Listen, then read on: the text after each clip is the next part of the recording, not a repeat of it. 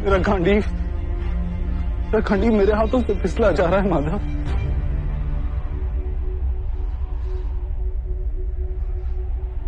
मुझे केवल भयानक विनाश दिखाई दे रहा है, केवल भयानक विनाश।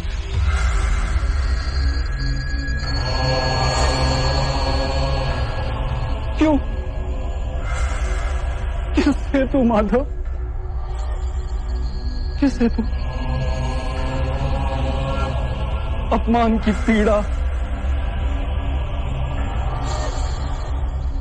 अन्याय का विचार या प्रतिशोध का संकल्प, ऐसा कोई कारण नहीं है मेरे पास। कोई भी कारण नहीं है माधव कि मैं इतने बड़े विध्वंस का स्वीकार कर सकूं। नहीं, विध्वंस ही नव निर्माण का कारण है पार्थ।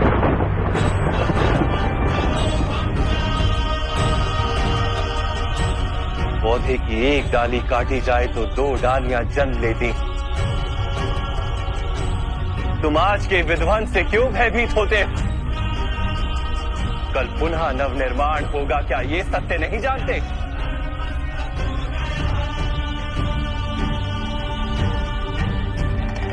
ले भयम अस्मगम पार्थ ने तत्वयूपपद्यते। ये नपुंसकता तुम्हें शोभा नहीं देती। युद्ध करना तुम्हारा कर्तव्य है पार्थ, शस्त्र उठाओ।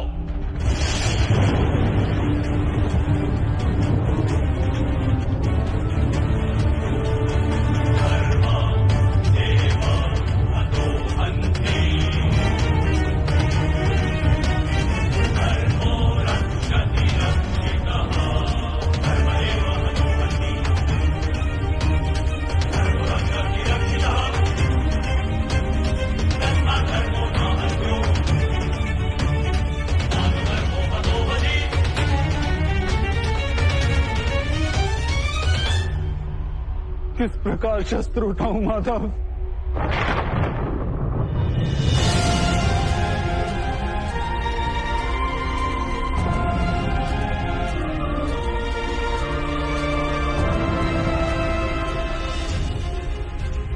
इनकी सेवा करना जीवन का परम सौभाग्य माना गया। ऐसे पितामह गुरु द्रोण, मामा श्री और ज्येष्ठ भ्राता के सामने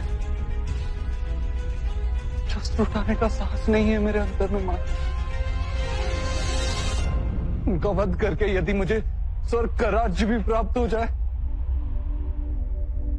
तो व्यर्थ है माता, व्यर्थ।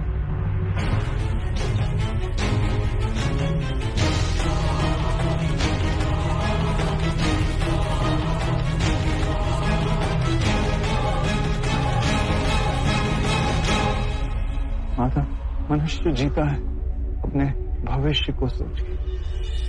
मैं इन सैनिकों को भी देखता हूँ माता, इन लाखों सैनिकों को देखता हूँ। मुझे ध्यान आता है युद्ध के उपरांत लाखों स्त्रियां विधवा हों, लाखों बच्चे अनाथ होंगे। कल जब समाज के नियम टूटेंगे तो परंपरा का शिक्षण देने वाला कोई नहीं है। वेदों का ज्ञान लुप्त हो जाएगा माता, गुरुकुल नष्ट हो जाएगा, आर्यवर्त की सुरक्षा नष्ट हो जाएगी, सब नष्ट हो जाएगा माधव, सब नष्ट हो जाएगा।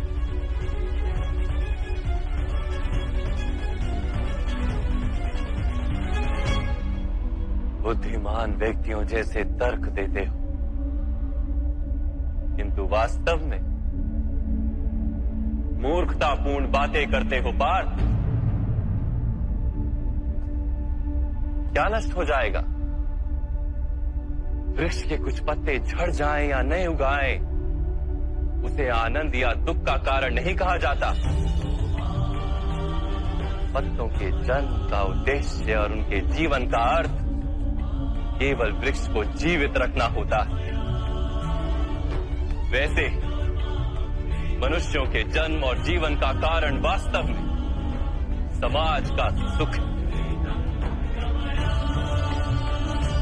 समाज संसार के लिए और ये सारा संसार सृष्टि के लिए, और ये सारी सृष्टि स्वयं परमात्मा के लिए है पार्थ।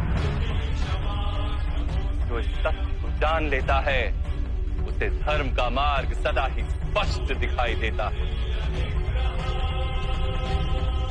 हाँ पार्थ, इस युद्ध में विध्वंस होगा, अवश्य होगा।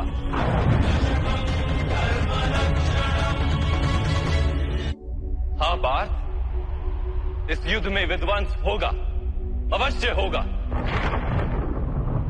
किंतु ये भी जान लो कि नई परंपराओं का निर्माण भी होगा। पुरानी परंपराएं विष बन गई हैं।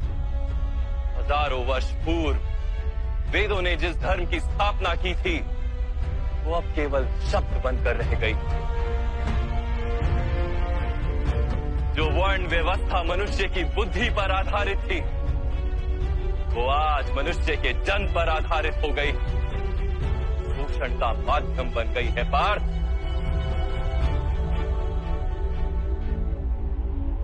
पुरानी व्यवस्थाएं टूटेंगी, नई व्यवस्था का जन्म होगा।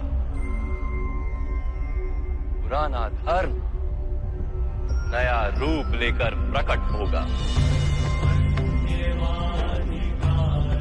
जिस प्रकार वर्षा ऋतु से पूर्व बादलों से छाया आकाश भी मैला दिखाई देता है और धूल से घिरी मिट्टी भी मैली दिखाई देती, वैसी ही स्थिति है आज।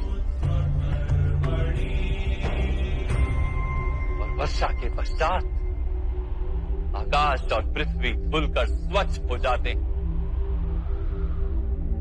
वैसे इस युद्ध के पश्चात समाज और संसार धुलकर स्वच्छ हो जाएंगे पार्थ।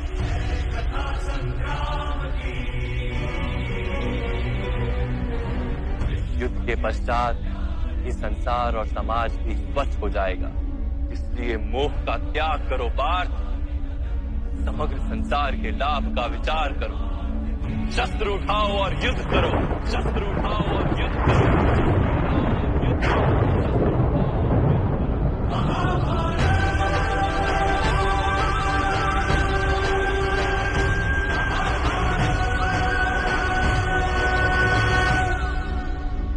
मैं आपकी बातें सुन पा रहा हूं माधव, परंतु उनका अर्थ मेरे हृदय तक पहुंच ही नहीं रहा। मेरा मन मोह से गिरा हुआ है। इस प्रकार अपने धर्म का दर्शन करता हूं। मेरा मन अपनों के विचार से भरा हुआ है। इस प्रकार सारे संसार का विचार करता हूं।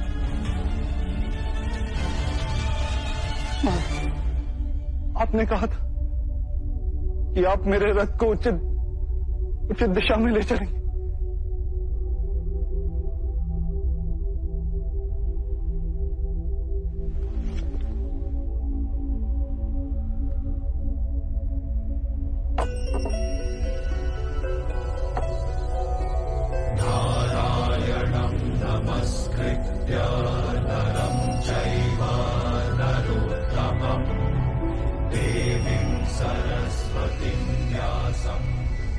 मेरे आत्मा के साथ ही बनकर मेरे जीवन रथ को उचित मार्ग पे ले आइए माता।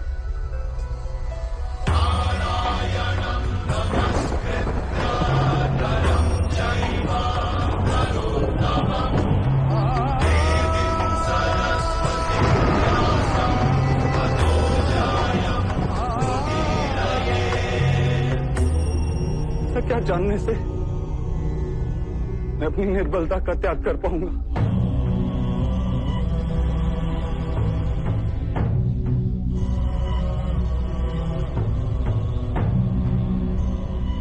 पार्थ,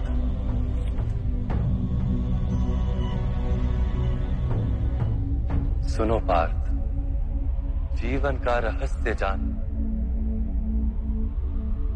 संसार के वास्तविक रूप को समझो। गंगा के प्रवाह में मुट्ठी डालकर निकाली जाए तो कुछ प्राप्त नहीं होता, किंतु उस हथेली की अंजुली बनाकर गंगा के प्रवाह में डाली जाए तो गंगा जल मुख तक पहुंच पाता है।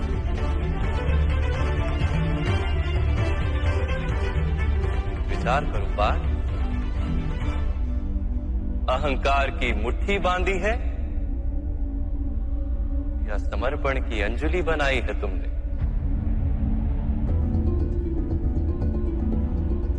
इस ज्ञान को ग्रहण कर पाओगे?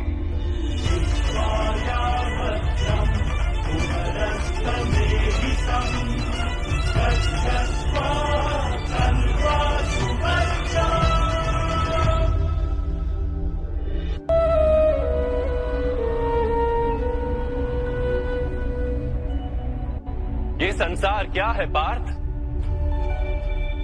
मानव, दानव, पशु, पक्षी, जंतु, कीटक, मत्स्य, वृक्ष, ये सब कैसे बनते हैं? किन पदार्थों से इनका जन्म होता है? कैसे चलते हैं, कैसे जीते हैं? मृत्यु कैसे होती है इनकी? और मृत्यु के पश्चात क्या होता है?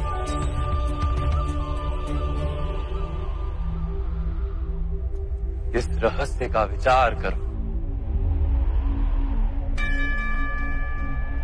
मनुष्य की देह मिट्टी से बनी है माता। जल उसमें रक्त आदि बनकर प्रवाह करता है। अग्नि देह को तापमान देती है और देह में रिक्त स्थानों में आकाश प्रकट होता है। अर्थात धरती, वायु, जल, अग्नि और आकाश, इन पंच महाभूतों से ही शरीर का निर्माण हो।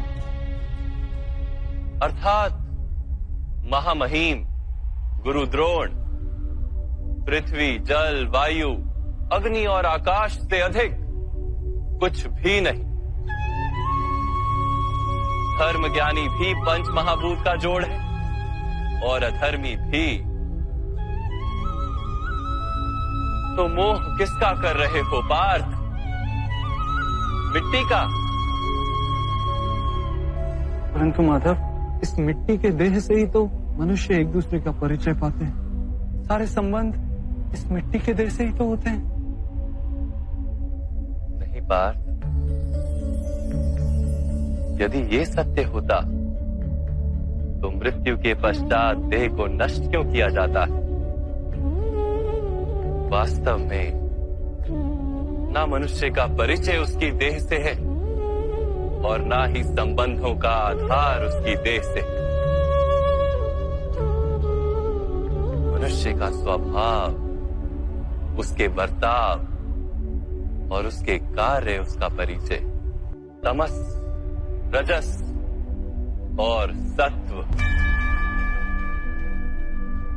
ये तीन गुण क्या है माधव? तमस का अर्थ होता है अंधकार। बिना अच्छे बुरे का विचार किए जीवन व्यतीत करने को तामसिक व्यवहार कहा जाता है। जैसे पशु पक्षी जीते हैं केवल अपनी शारीरिक इच्छाओं को पूर्ण करने के लिए। सत्व का अर्थ होता है ज्ञान का प्रकाश। जब व्यक्ति प्रत्येक परिस्थिति में धर्म का, सत्य का और परंपराओं का विचार करके व्यवहार करता है, तब उसे सात्विक जीवन कहा जाता है। इन दोनों के मध्य में ऐसा व्यक्ति होता है जिसके पास ज्ञान तो है, पर शरीर और मन की इच्छाओं के साथ बंधा हुआ भी है। ऐसा मनुष्य रजस अर्थात अहंकार पूर्ण मनस्थिति के साथ जीता है। तमस, रजस तथा सत्व गुणों के अधिक या कम मात्रा के मेल से मनुष्य का स्वभाव बनता है।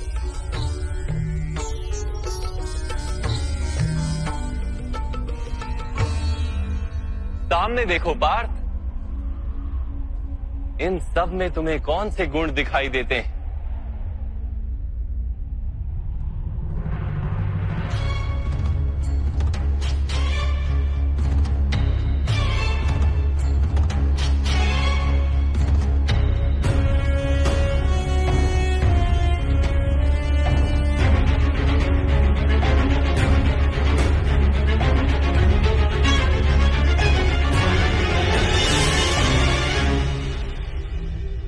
युवराज दुर्योधन धर्म जानते हैं परंतु वहन नहीं करते।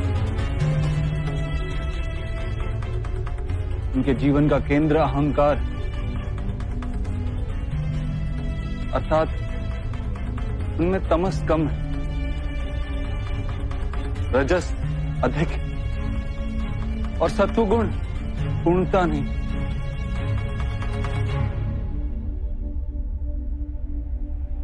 और इस ओर राजकुमार दुशासन, इन्होंने सदैव अपने ज्येष्ठ भ्राता का आदेश माना बिना विचार, अर्थात इनमें केवल तमस। महामहिम को भी देखो पार्थ, सत्व के साथ तमस का मेल, अहंकार नहीं किंतु पुरातन धर्म, पुरानी परंपराओं और प्रण के साथ बंधे, आवश्यकता होने पर भी अपना प्रण नहीं तोड़ सकते।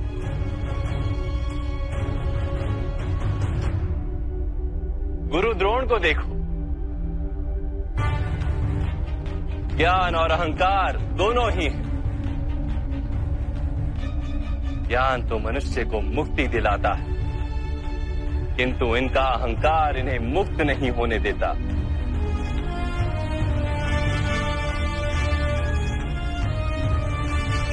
परंतु माधव,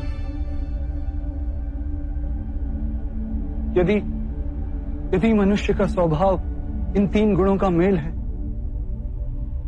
तो फिर मनुष्य का व्यवहार पहले से ही निश्चित है। हिरण को खाएगा ही और हिरण भी सब भयभीत ही होगा।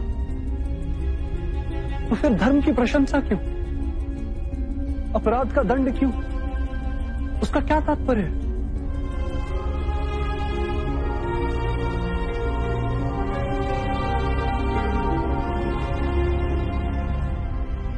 उत्तम प्रश्न है पार्थ, किंतु पहले मनुष्य क्या है ये तो जान लो। मनुष्य केवल 5 महाभूत नहीं, 5 पदार्थ नहीं, 5 ज्ञानेंद्रियां, 5 कर्मेंद्रियां तथा 3 गुण, ऐसी 23 वस्तुओं का मेल भी नहीं।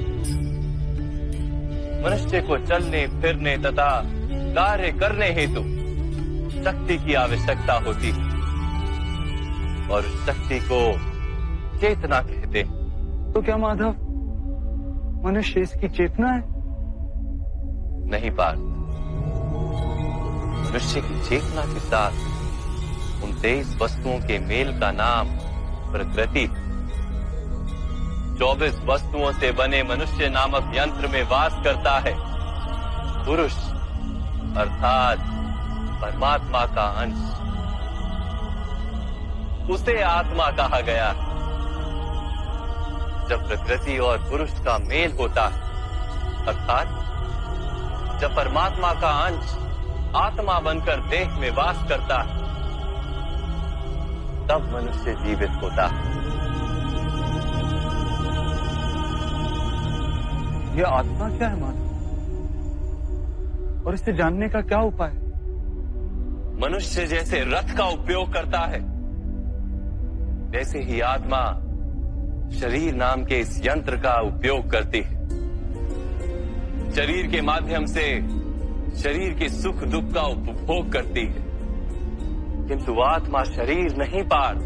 शरीर का नाश किया जा सकता है किंतु आत्मा का नाश नहीं किया जा सकता। नैनं छिन्दन्ति शस्त्राणि नैनं दहति पावका, न चैनं क्लेदयन्त्यापो न शोष्यति मारुतः। आत्मा ना शस्त्रों से छेदी जा सकती है और ना ही अग्नि से जलाई जा सकती है। न जल उसे निर्बल कर सकता है और ना ही पवन उसे सुखा सकती है। आत्मा शरीर में रहते हुए भी अमर है। न हन्यते हन्यमाने शरीरे। पार्थ, शरीर की हत्या की जा सकती है किंतु आत्मा की हत्या नहीं की जा सकती। आत्मा तो सर्वव्यापी है, अचल है, स्थिर है, सनातन है। पुराना वस्त्र त्याग कर जैसे मनुष्य नया वस्त्र धारण करता है, वैसे ही आत्मा पुराना शरीर छोड़कर बार बार नया शरीर धारण करती है। परंतु माधव, मैं तो जगत का अनुभव अपने शरीर के माध्यम से ही करता हूं। स्वयं को देह न जानकर मैं आत्मा कैसे जान सकता हूं? स्वयं को आत्मा के रूप में जानना असंभव भी नहीं पार। अंध भी जीते हैं, गूंगे भी जीते हैं, जिनके पास हाथ पैर नहीं होते वो भी जीते हैं। स्पष्ट कि शरीर मनुष्य नहीं, जिसकी चेतना चली जाती है, जिसे मूर्छा आ जाती है, वो भी जीवित रहता है। इसलिए स्पष्ट है कि मनुष्य का चेतन तत्व वो भी शरीर नहीं।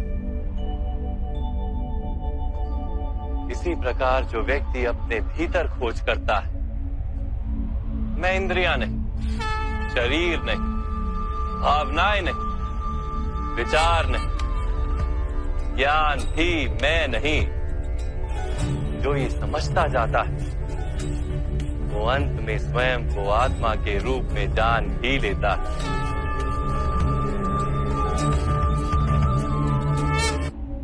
ये आत्मा का क्या कार्य है माधव?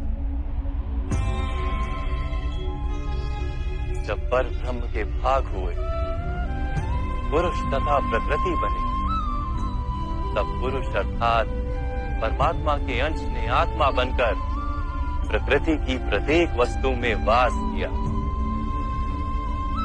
उस आत्मा को मोह तथा अंधकार ने घेर लिया पार। उस मोह निद्रा से जागृत होकर स्वयं को परमात्मा का अंश जानना ही आत्मा का कर्तव्य, उद्देश्य और जीवन कार्य। परंतु माधव, यदि हर आत्मा परमात्मा का अंश है, तो क्या उन्नति और अवगति स्वयं परमात्मा कर रहे? जिस प्रकार कीचड़ में पड़ा रत्न चमकता नहीं, वैसे ही प्रकृति के 24 पदार्थों से घिरी आत्मा को विस्मरण हो जाता है कि वो परमात्मा का अंश है। अधिकतर आत्माएं अपनी देह को ही सब कुछ मानती हैं, स्वयं देह से भिन्न है, ये जान ही नहीं पाती। शरीर को जो सुख, दुख, स्वाद, गंध आदि का अनुभव होता है, उसे अपना अनुभव मान लेती है और बदलाव का प्रयास ही नहीं करती।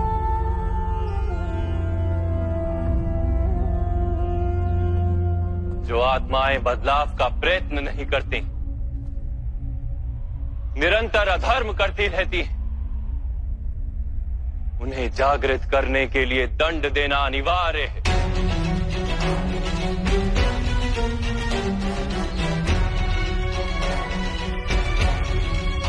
तुम भी ये जान लो पार्थ कि तुम शरीर नहीं, केवल एक आत्मा।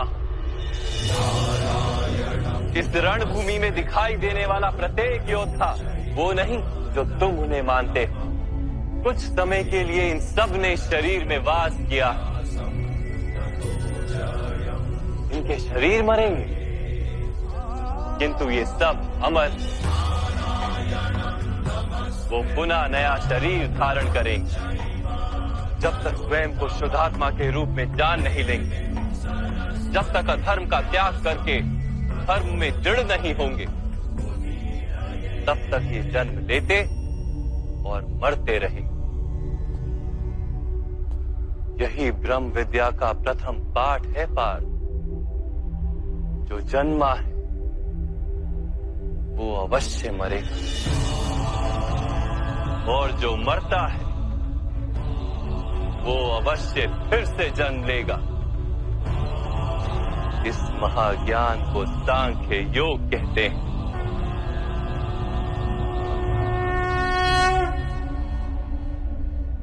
धर्म और अधर्म क्या है माधव? जिस मार्ग पर चलकर मनुष्य स्वयं को आत्मा के रूप में देखता है, परमात्मा के अंश के रूप में स्वयं को जानता है, उस मार्ग को धर्म कहते हैं।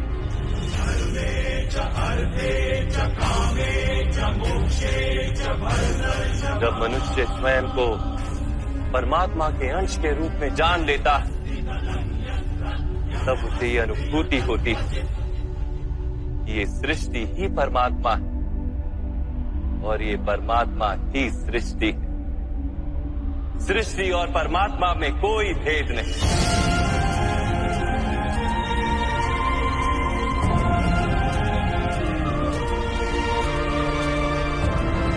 जो मनुष्य ये जान लेता है, वो दूसरे मनुष्यों और प्राणियों की ओर निर्दयी और कठोर नहीं होता। वो ये जानता है कि जीव कटने से पीड़ा केवल जीव को नहीं होती, उसकी अनुभूति समग्र शरीर को होती है। वैसे एक मनुष्य को पीड़ा होती है तो समग्र संसार उस पीड़ा का अनुभव करता है। जब तक संसार में एक मनुष्य भी पीड़ित है, तब तक वास्तव में किसी का भी सुख संपूर्ण नहीं। जानने पर मनुष्य का मन करुणा से भर जाए, उसे धर्म कहते हैं।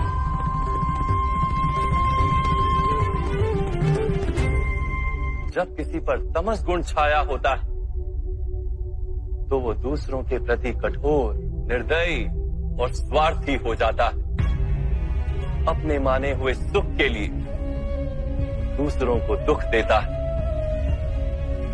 परमात्मा की ओर गति नहीं हो पाती उसकी। अर्थात अधर्म परमात्मा से दूर ले जाने वाले मार्ग का नाम है। अर्थात अधर्म तो अज्ञान का दूसरा नाम। तो फिर अज्ञानी के प्रति तो दया होनी आवश्यक है ना। दंड का क्या तात्पर्य है?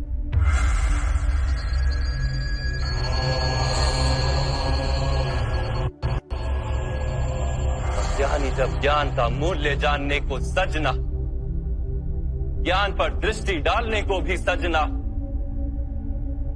तब दंड ही दया है।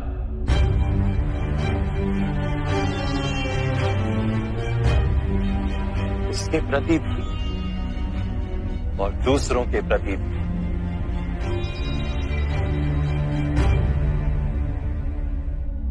सृष्टि की गति सदा ही परमात्मा की ओर हो, ये अनिवार्य। किंतु कभी कभी ऐसी स्थिति उत्पन्न हो जाती कि अज्ञान, मोह और अधर्म बढ़ जाता है। संसार से धर्म लुप्त हो जाने का भय उत्पन्न हो जाता है। संसार से जब धर्म लुप्त हो जाता है, करुणा भी नष्ट हो जाती है और सत्य भी नष्ट हो जाता है। आने वाली पीढ़ियों को धर्म प्राप्त हो सके, इसके लिए आज अधर्मियों का नाश करके धर्म की पुनः स्थापना करना अनिवार्य है।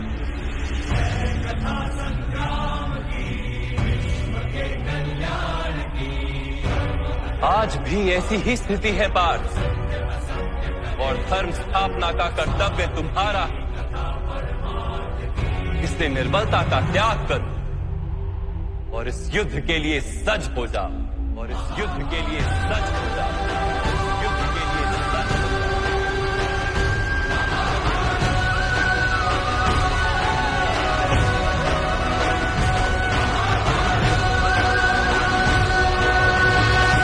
परंतु मेरे हाथों हत्याएं होंगी माधव।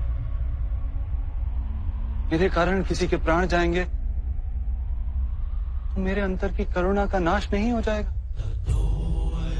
और यदि धर्म का आधार करुणा है, तो क्या मेरी आत्मा धर्मी नहीं हो जाएगी?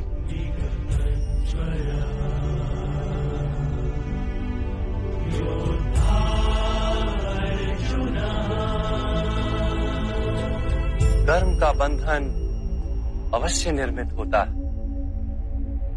किंतु कार्य का बंधन निर्मित नहीं होता पार्थ। तुम्हें कर्म और कार्य के बीच क्या भेद है, ये जानना आवश्यक है। सभी कर्म कार्य, किंतु सभी कार्य कर्म नहीं। कर्म उस कार्य को कहते हैं जिसके साथ फल की आशा जुड़ी। मनुष्य जब भी सुख की, संपत्ति, प्रशंसा की आशा रखकर कोई कार्य करता है तो वो उस कार्य के फल से बंध जाता है। जब किसी कर्म को फल की आशा से किया जाए तो उसे सकाम कर्म योग कहते हैं, और जब किसी कर्म को बिना किसी फल की आशा से किया जाए तो उसे निष्काम कर्म योग कहते हैं। इसी कारण से उसे बार बार जन्म लेना पड़ता है। वास्तव में मनुष्य को कोई कर्म नहीं बांधता, कर्म से जुड़ी आशाएं उसे बांधती।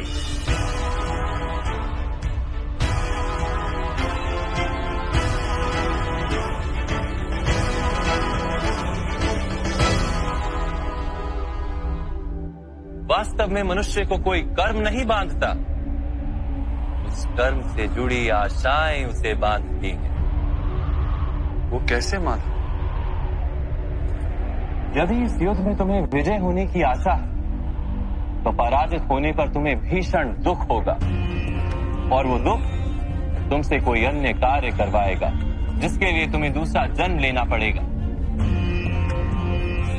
और यदि तुम विजयी हुए तो तुम्हारा अहंकार बढ़ेगा, और वो अहंकार तुम्हें विश्व विजय के लिए प्रेरित करेगा, तुमसे हत्याएं करवाएगा, और उसका पाप तुम्हें बांधेगा। विचार करो, यदि तुम्हें इस युद्ध में ना विजय का मोह और ना पराजय का भय, तो इस युद्ध के अंत में तुम्हें सुख प्राप्त होगा या दुख प्राप्त होगा? ना सुख माधव, ना ही दुख। अर्थात तुम्हारा सुख, दुख, हताशा, निराशा, अहंकार युद्ध के कारण नहीं है। युद्ध के साथ तुमने जो आशाएं बांधी हुई हैं, उसके कारण है। क्या ये सत्य नहीं है पार्थ?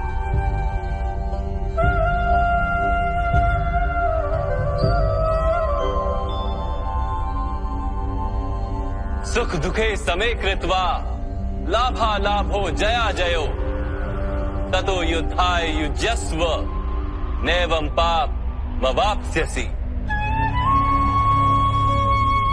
अर्थात सुख दुख को समान मानकर लाभ हानि जय पराजय का विचार किए बिना यदि तुम युद्ध करोगे कौन्तेय, तो तुम पाप के भागी नहीं बनोगे।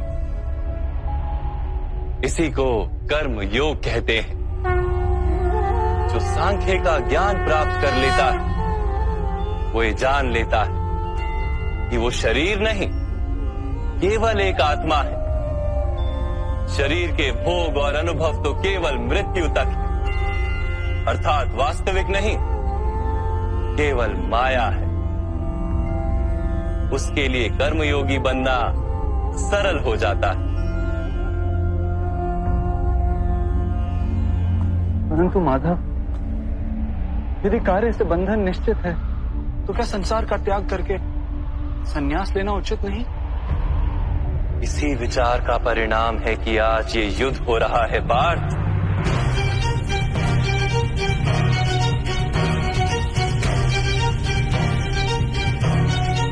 विचार करो, जब सत्व गुण से भरे धर्म को जानने वाले लोग कर्मों का त्याग करते हैं, तब अधर्म से भरे लोग भी संसार को चलाते हैं।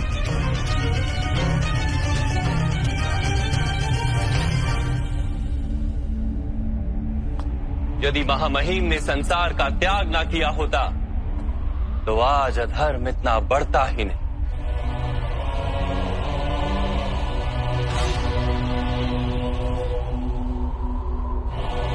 और तुम्हारे पिता ने यदि संन्यास ना लिया होता तो आज भ्राता युधिष्ठिर सुख से राज कर रहे होते।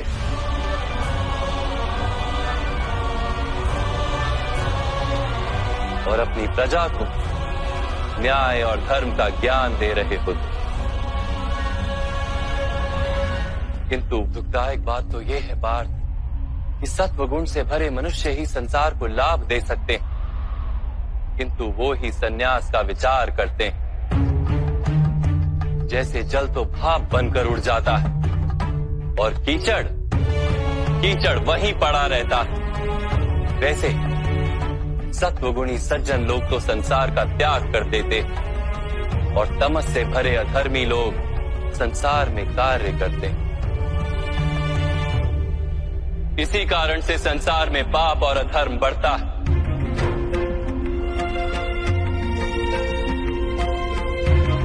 किंतु कर्मयोग इस विचित्र स्थिति से सारे संसार का रक्षण करता है। कर्मयोगी फल की आशा का त्याग करता है, किंतु कर्मों का त्याग नहीं करता। वो इसी संसार में रहता है सन्यासी की भांति, सारे कार्य करता है किंतु उनमें लिप्त नहीं होता। कर्मयोगी अपनी संतानों से, स्वजनों से, अपनी प्रजा से कोई अपेक्षा या आशा नहीं रखता। स्वयं उसे संन्यास का लाभ होता है, किंतु समाज को संसारी की भांति लाभ देता है। मनुष्य अपनी संतानों के सुख के लिए श्रम करता है माधव। अपनी संतान से सुख की अपेक्षा कैसे न रखे? मनुष्य अपनी संतानों के लिए जो भी करता है वो व्यापार है या प्रेम पार्थ? प्रेम माधव। तो फिर अपने कार्यों के प्रति फल की इच्छा क्यों पार्थ? भविष्य का लाभ तो व्यापार में देखा जाता है, प्रेम में नहीं। जो मनुष्य अपनी संतानों का चरित्र निर्माण उचित रूप से करता है, संतानों को प्रेम और धर्म के संस्कार देता है, उसकी संतानें भी मनुष्य को प्रेम और सुरक्षा अवश्य देती। संतानों के कर्म, स्वजनों के व्यवहार उनके कर्म है पार्थ। और जब उनके कर्मों पर हमारा कोई अधिकार नहीं होता तो उनसे आशाएं और अपेक्षाएं रखने का क्या प्रयोजन? यदि गहन विचार करोगे पार्थ तो शीघ्र ही ये जान लोगे कि जीवन में ऐसा कोई कार्य नहीं है जिसके साथ आशाएं और अपेक्षाएं जोड़ना अनिवार्य हो। जब सृष्टि ही परमात्मा है और मनुष्य स्वयं परमात्मा का अंश है तो सारे कार्य परमात्मा ही करते हैं, मनुष्य स्वयं कुछ नहीं करता। यही कर्मयोग का मूल सिद्धांत है पार्थ।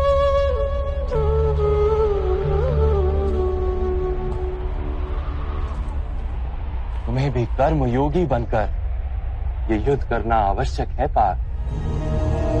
त्रिगुणिया विश्या वेदा निस्त्रिगुण्यो भवार्जुना निर्द्वंद्वो नित्य तत्वस्थो निर्योग क्षेम आत्मवान। 3 गुणों का त्याग करके निर्गुण बन जाओ पार्थ। इस द्वंद्व से मुक्त हो जाओ। सदा सत्व अर्थात परमात्मा में बुद्धि लगाकर कर्तव्य का वहन करते रहो।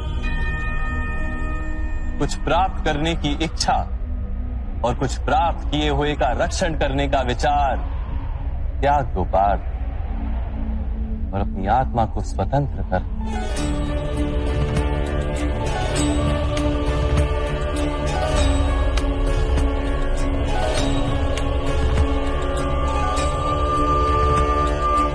स्मरण रहे पार्थ, कर्मण्यवाधिकारस्ते मां फलेषु कदाचन मां कर्म फल हेतुर्भू माते संगोस्त्व कर्मणि। तुम्हारा अधिकार तो केवल कर्म करने का है, फल तो ईश्वर के हाथ में। इसलिए ना कर्म से भागना उचित है और ना ही कर्म के फल की आशा रखना उचित है।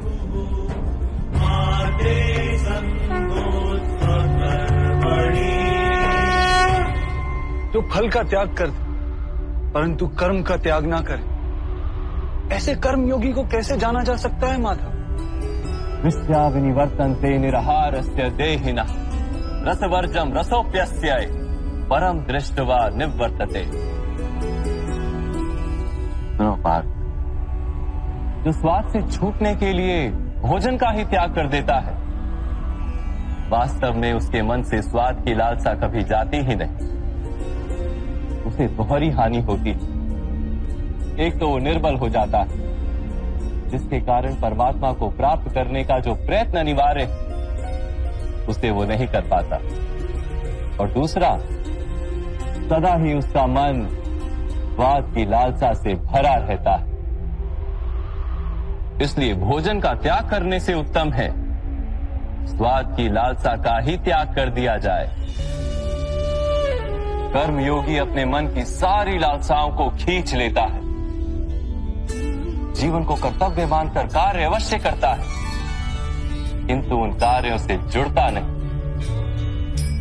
और बात, जो व्यक्ति अपने कार्यों से आशाएं और इच्छा नहीं रखता, उसी के कार्य पूर्ण होते हैं। एक असफलता से दुखी होकर जिसका मन डोलता नहीं, एक सफलता से आनंदित होकर जो स्वयं को सर्वश्रेष्ठ नहीं मानता, ऐसे ही व्यक्ति को कर्म योगी कहते हैं। और ऐसा व्यक्ति जीवन में बार बार सफल होता है।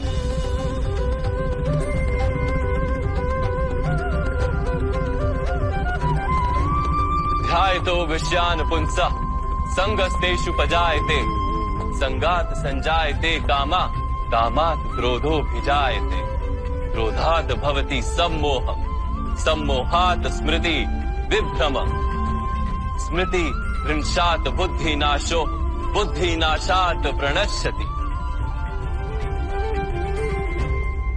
फल की आशा से कामना प्रकट होती है, और कामना का तो स्वभाव है असंतुष्ट रहना। असंतोष से क्रोध उत्पन्न होता है, और क्रोध से मोह जन्मता है। मोह के कारण व्यक्ति आचार और व्यवहार का ज्ञान ही भूल जाता है। ज्ञान के जाने से बुद्धि चली जाती है, अनुचित प्रकार के कार्य होने लगते हैं, और समाज ऐसे व्यक्ति का शत्रु बन जाता है। और अंत में ऐसे मनुष्य पूर्णतः पतन हो जाता है।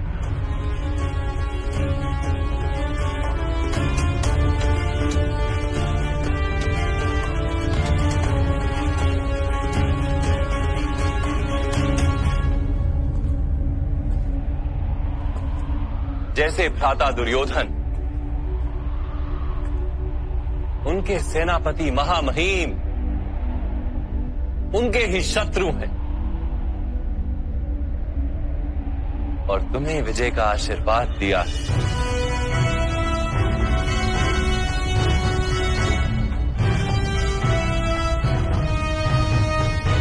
पार्थ, कर्मयोग ब्रह्म विद्या का दूसरा चरण है। परमात्मा में अपनी बुद्धि स्थिर करो, स्वयं को आत्मा जानो, मिथ्या बंधनों से मुक्त हो जाओ, और फल की आशा का त्याग करके केवल कर्म करते रहो।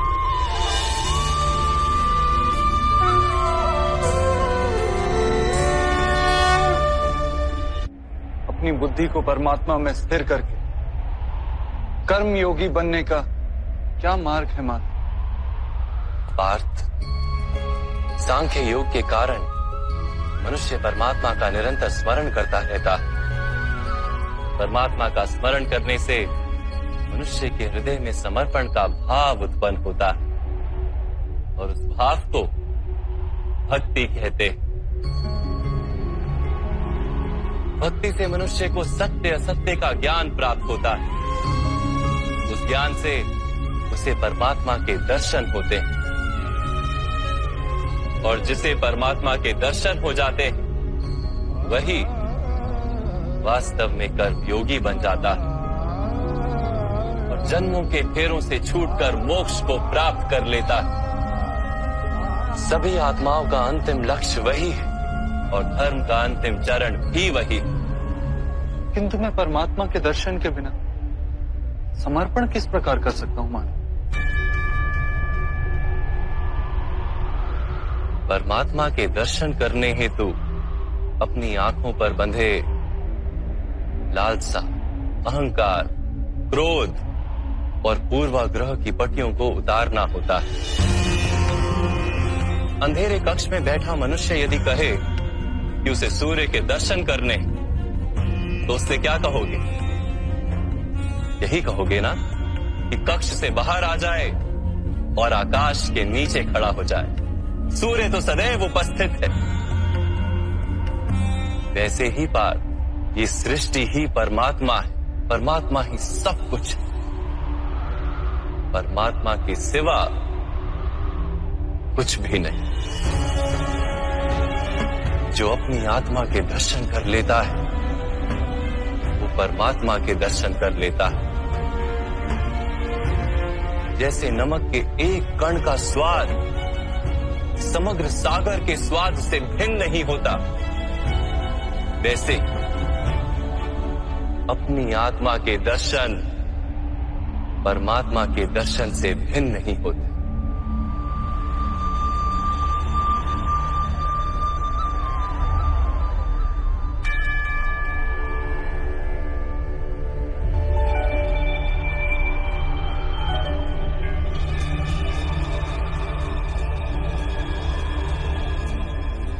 माधव, क्या आप भी परमात्मा हैं?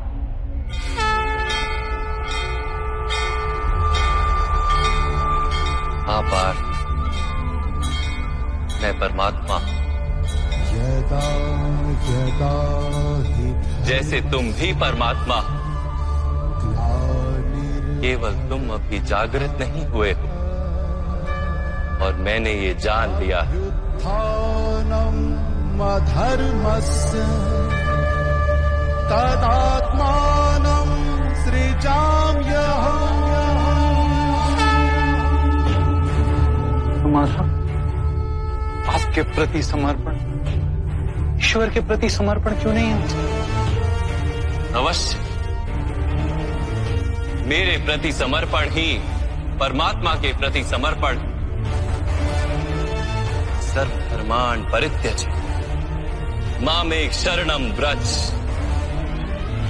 सारी जगत का त्याग करके मेरी शरण में आ जाओ पार्थ।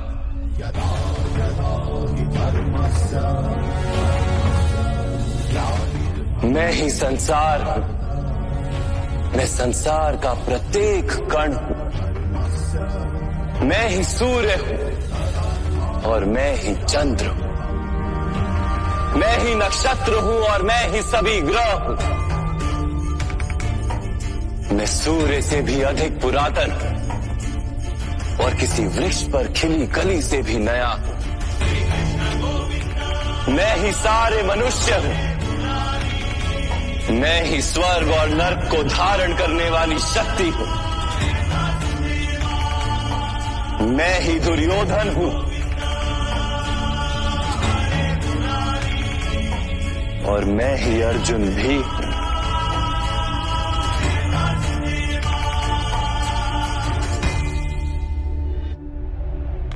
वो कैसे संभव है माता? आपका जन्म तो बहुतों ने अपने जीवन काल में देखा। आपकी माता अभी भी जीवित है, जिनके गर्भ से आपने जन्म लिया। आप पुरातन और अविनाशी कैसे हो सकते हैं? तुम शरीर देख रहे और मैं आत्मा की बात कर रहा हूं। मेरे अनेक जन्म हुए हैं पार्थ। मैंने अनेकों अवतार धारण किए हैं। कई शरीर बने हैं मेरे और इसी मिट्टी में मिले।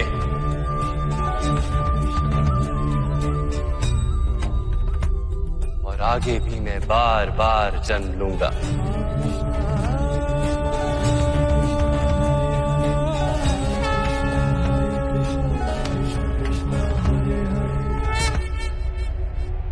यदा हि धर्मस्य ग्लानिर्भवति भारत अभ्युत्थानम् अधर्मस्य तदात्मानं सृजाम्यहम् परित्राणाय साधूनां विनाशाय च दुष्कृताम् धर्म संस्थापनार्थाय संभवामि युगे युगे। धर्म में वृद्धि होती है तब तब सत्पुरुषों के उद्धार के लिए, अधर्मियों के विनाश के लिए और धर्म की पुनः स्थापना के लिए मैं ही जन्म लेता हूं। ये प्रत्येक युग में होता आया है और आगे भी ऐसा ही होगा।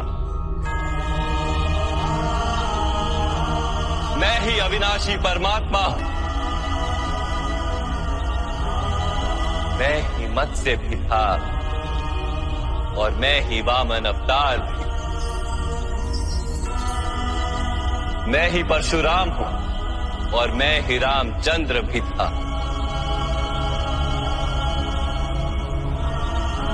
मैं ही ब्रह्मा विष्णु और महेश हूं और मैं ही सरस्वती काली और लक्ष्मी भी।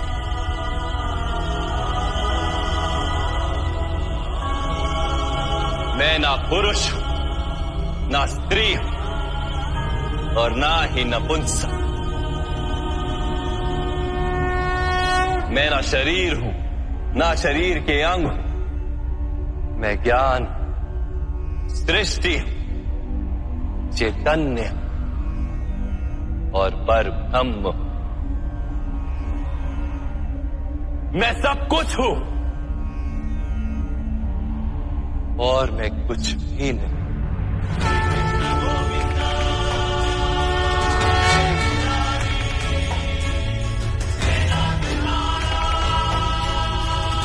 ऐसा प्रत्येक युग में हुआ है और आगे भी ऐसा ही होता रहेगा।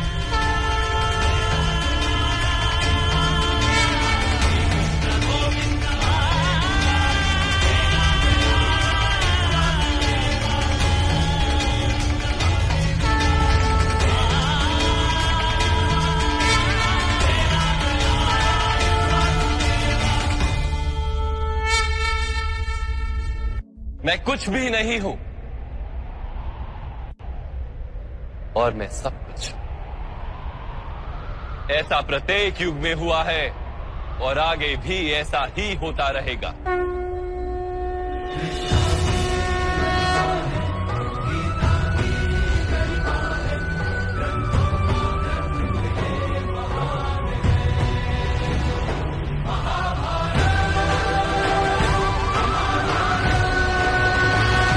जब तुम आत्मज्ञान प्राप्त करोगे पार्थ, स्वयं को मुझसे जुड़ा ही पाओगे। तब तुम भी मेरी ही भांति स्वयं को परमात्मा के रूप में देखोगे। किंतु उस पद को प्राप्त करने हेतु मेरे प्रति संपूर्ण समर्पण अनिवार्य है। समर्पण क्या है महाराज? समर्पण मन की ऐसी स्थिति का नाम जब मनुष्य अपने सारे संकल्पों का त्याग कर देता है, स्वयं से किसी प्रकार के निर्णय अथवा प्रण भी नहीं लेता। जिस प्रकार के कार्य उसे दिए जाते हैं उसी प्रकार के कार्य करता है। वास्तव में समर्पण का अर्थ होता है अपने आप, अपने मन को, बुद्धि को, ज्ञान को, इच्छा को, आशा को, अपनी भावनाओं को, अपना सब कुछ किसी को अर्पण कर देना। और ऐसे समर्पण को भक्ति कहते हैं।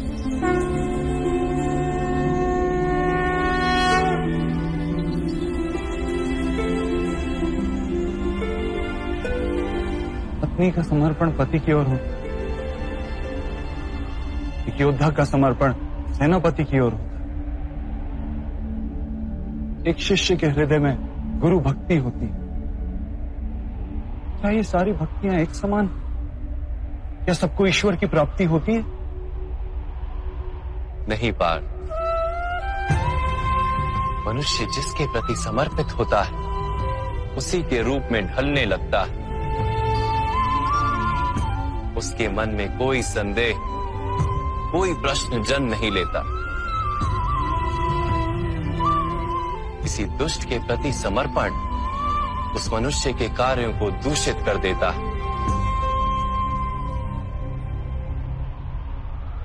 अंगराज कर्ण ने धर्म को जानते हुए भी युद्ध सभा में पांचाली को अपशब्द कहे थे। जो 5-5 पुरुषों के साथ संबंध रखती है, वैश्या होती है ऐसी स्त्रियां। उसका कारण था अंगराज का भ्राता दुर्योधन के प्रति समर्पण। इस युद्ध में उन्हें जो दंड मिलेगा वो किसी जन्म या जाति के लिए नहीं, अथवा एक दुष्ट के प्रति समर्पण के लिए उन्हें दंड मिलेगा। इसलिए हे धनंजय, समर्पण उत्तम के प्रति होना आवश्यक है। उसी से मनुष्य उत्तम बनता है। लोहे की माला से अपराधी बांधा जाता है, पीतल की माला से मंदिर के दीपक को बांधा जाता है, और सोने की माला को आभूषण बनाकर गले में धारण किया जाता है। पति भक्ति, स्वामी भक्ति, मित्र भक्ति, ऐसी अनेक भक्तियां होती हैं पार्थ, किंतु सबसे श्रेष्ठ भक्ति तो परमात्मा की भक्ति होती है।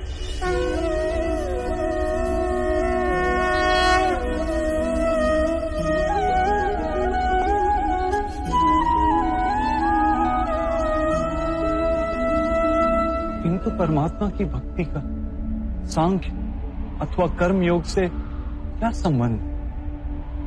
सांख्य योग के कारण मनुष्य स्वयं को आत्मा के रूप में जानता है। कर्म योग से वो जीवन के बंधनों से छूट जाता है, और भक्ति के कारण मनुष्य को परमात्मा के वास्तविक रूप का ज्ञान होता है। परमात्मा के ज्ञान से मनुष्य जन्म मरण के फेरों से छूटकर सच्चिदानंद स्वरूप को प्राप्त कर लेता है। परमात्मा में समाकर स्वयं परमात्मा हो जाता है। जैसे जल की छोटी सी बूंद जब सागर में मिलती है तो स्वयं सागर बन जाती है। अर्थात इस शरीर का कोई महत्व ही नहीं है माधव। अवश्य महत्व है पार्थ। शरीर के माध्यम से ही मनुष्य को परमात्मा का साक्षात्कार होता है। मृत्यु और नए जन्म के बीच के समय में आत्मा के ज्ञान में वृद्धि नहीं हो पाती। इस जन्म में प्राप्त अनुभव, ज्ञान, विचार और अभ्यास को लेकर आत्मा नया शरीर धारण करती है। आत्मा की प्रगति और अधोगति शरीर में रहकर ही संभव है।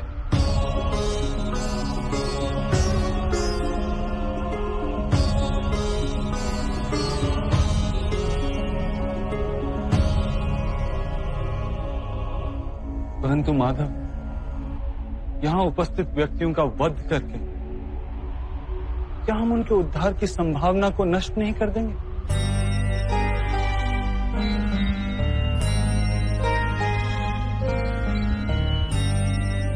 तुम्हारे शत्रु धर्म की मर्यादा को तोड़ चुके हैं पार्थ। अधर्म ही उनका स्वभाव बन गया। उनका उद्धार अब असंभव है।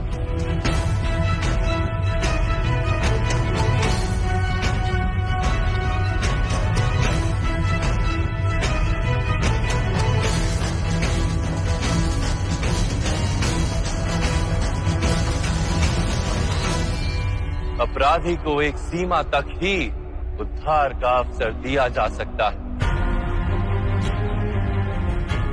मैंने शिशुपाल के 99 अपराधों को क्षमा किया था, किंतु 100 अपराधों के पश्चात उसे दंड देना आवश्यक था। अपराधी को यदि अपराध करने दिया जाए तो उसका अधिक से अधिक पतन होता है।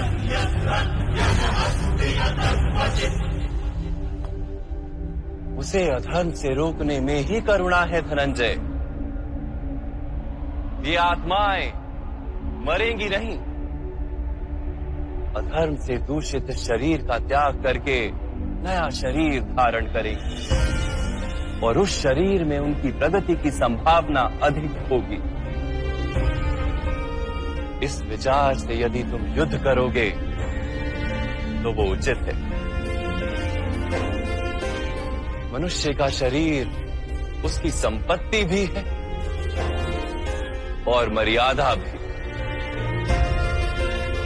धर्म के मार्ग पर प्रवास करने वाला मनुष्य अपने शरीर को शुद्ध करता है और उसके माध्यम से आत्मा का साक्षात्कार करता है।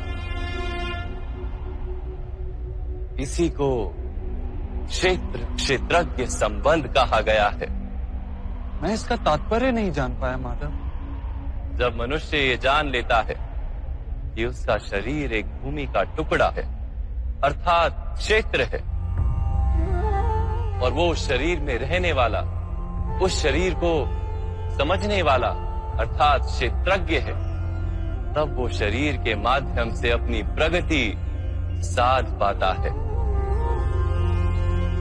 आत्मा शरीर में रहकर 3 गुणों का समतोलन करती है।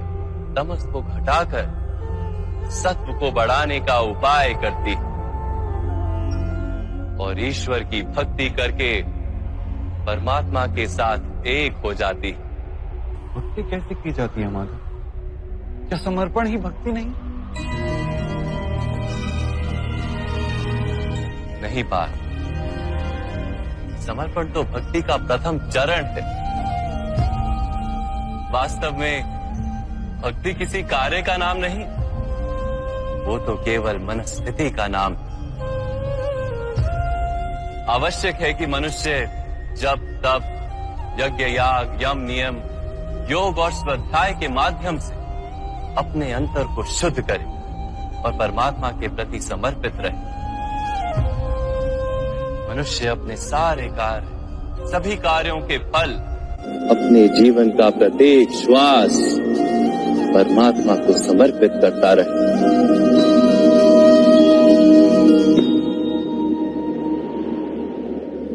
यदि भक्ति केवल मन की स्थिति, तो जब तब आदि का क्या महत्व है मां? जैसे आज धोया हुआ पात्र कल पुनः मैला हो जाता है, वैसे ही मनुष्य का मन बार बार परमात्मा से विमुख हो जाता है। इसीलिए आवश्यक है कि जब तप और स्वाध्याय आदि के माध्यम से स्वयं को निरंतर ये स्मरण दिलाता रहे कि उसका जीवन परमात्मा के प्रति समर्पित है। किस तट पर डुबकी लगाई जाए इसका महत्व नहीं, महत्व है डुबकी लगाने का।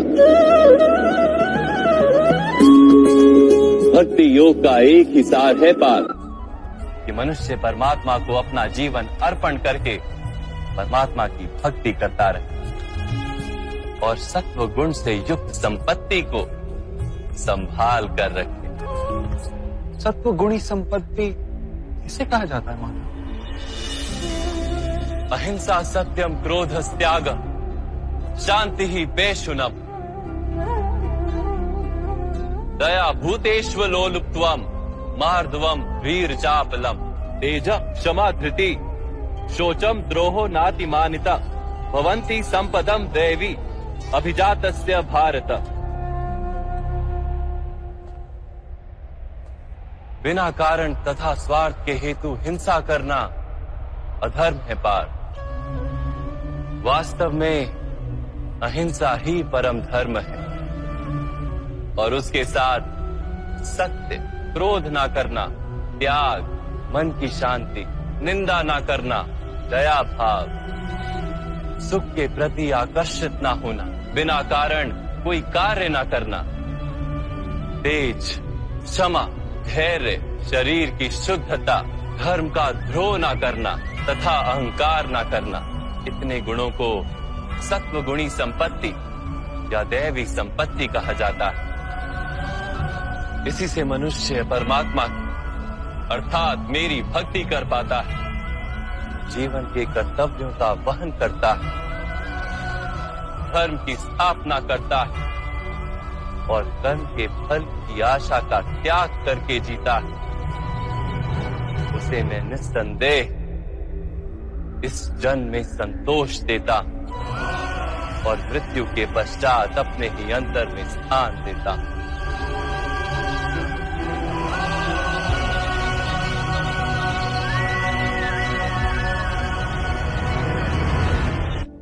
आपका रूप कैसा है माधव? सांख्य योग के माध्यम से मैंने ये जाना कि मैं एक आत्मा हूं, अमर हूं और इस नश्वर शरीर में केवल कुछ समय के लिए वास करता हूं। कर्मयोग के माध्यम से मैंने ये जाना कि जो फल की इच्छा का त्याग कर केवल कर्म करता है, उसे जीवन में शांति और सफलता प्राप्त होती है।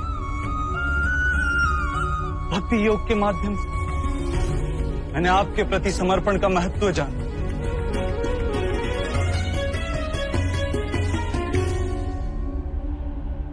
परंतु माधव, आपने कहा था यहां हर स्थान पर मनुष्य नहीं केवल परमात्मा है।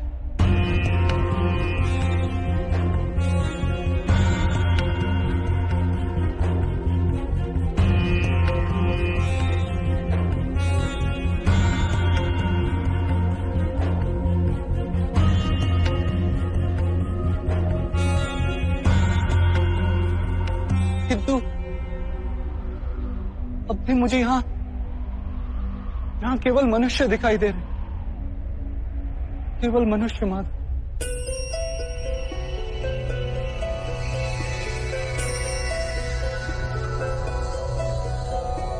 नारायणं नमस्कृत्य नरं चैव नरोत्तमं देवीं सरस्वतीं व्यासं ततो जयमुदीरये। मैं आपके वास्तविक रूप का दर्शन करना चाहता हूँ माधव।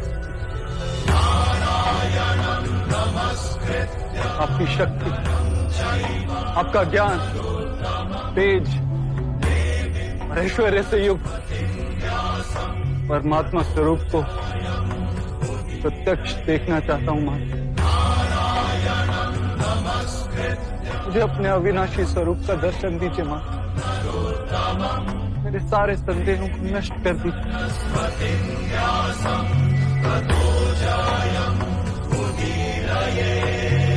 मुझे दर्शन दीजिए मां।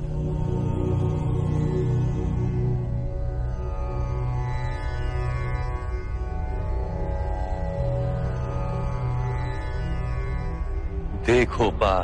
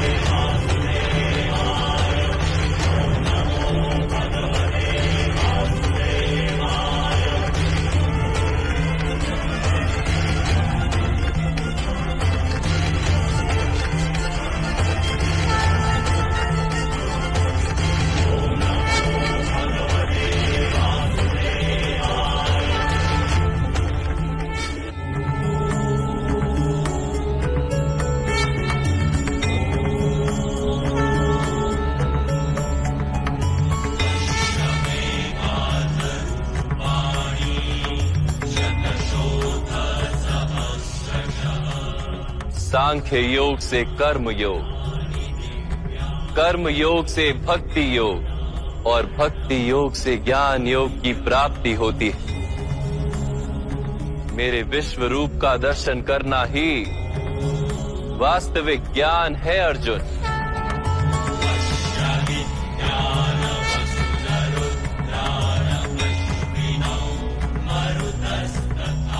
यही एक ज्ञान जो विश्व में सारे ज्ञानों तथा विज्ञानों का आधार है।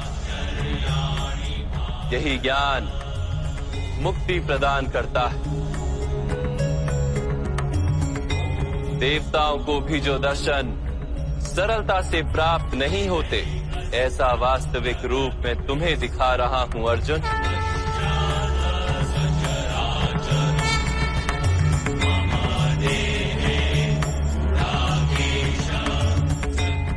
मैं ही इस पृथ्वी के कण कण में वास करता हूं और ये पृथ्वी, सूर्य, चंद्र, नक्षत्र और तारा मंडल मेरे भीतर वास करते हैं।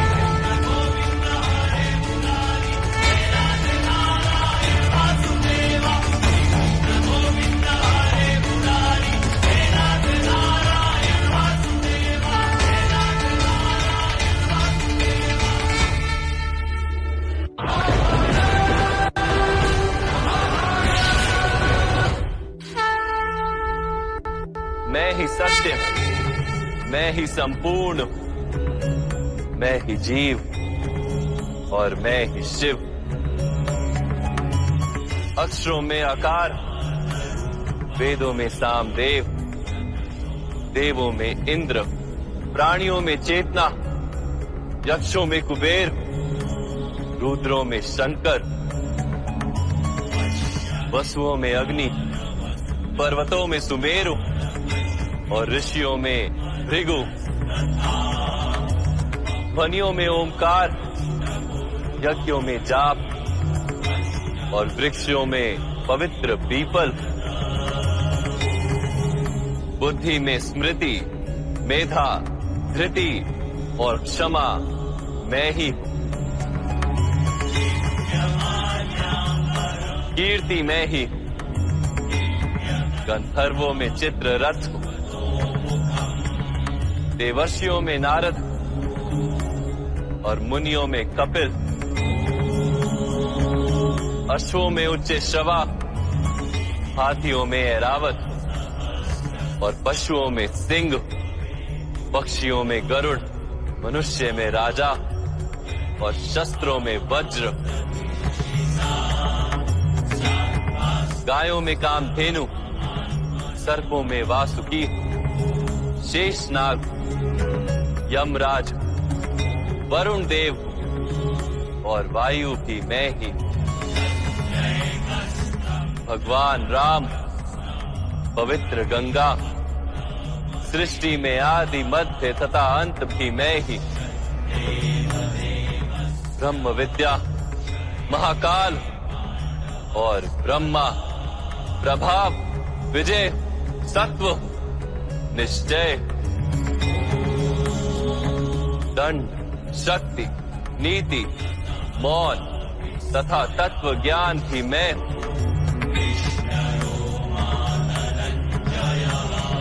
वासुदेव, अर्जुन, वेद व्यास, ऐसा कुछ भी नहीं जो मैं नहीं। ऐसा कोई स्थल नहीं जहां मैं नहीं। मैं ही समय हूं और मैं ही जीवन और मृत्यु हूं अर्जुन। यहां उपस्थित सभी मनुष्यों की मृत्यु बनकर खड़ा।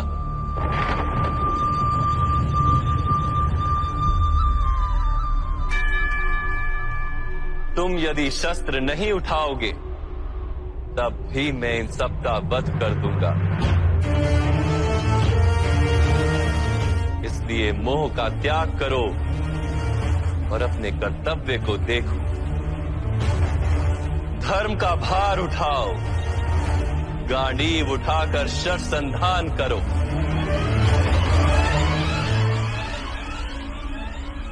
युद्ध करो अर्जुन, युद्ध करो।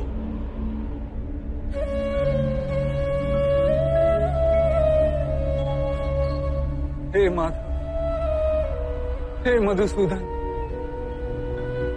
आज मेरे सारे संदेहों का नाश हो गया। कृपया अपने मनुष्य रूप में आ जाइए। मैं आपके प्रत्येक आदेश का पालन करूंगा। करिष्य वचनम तवा।